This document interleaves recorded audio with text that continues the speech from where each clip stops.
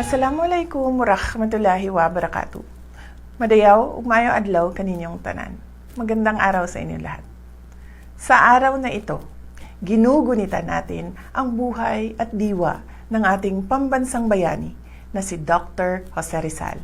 Sa pamamagitan ng kanyang mga akda, ipinamana ni Dr. Jose Rizal ang diwa ng walang takot na pagmamahal sa bayan at ang pangarap ng tunay na kalayaan na nakabatay sa liwanag ng kaalaman.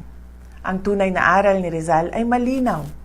Ang kalayaan ay hindi lamang paglaya mula sa puwersang dayuhan, kundi pati na rin ang paglaya ng ating isip at damdamin mula sa pang-aabuso, pagkawatak-watak at kasamaan.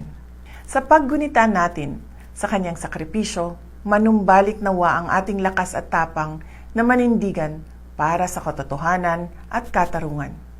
Huwag nating hayaang mamatay ang diwa ng karunungan at pagkakaisa.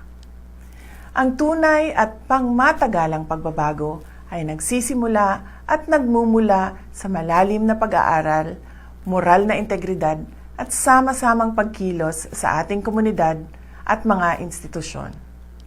Mabuhay ang diwa ni Dr. Jose Rizal.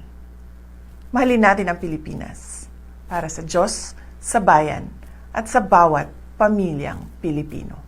Syukran.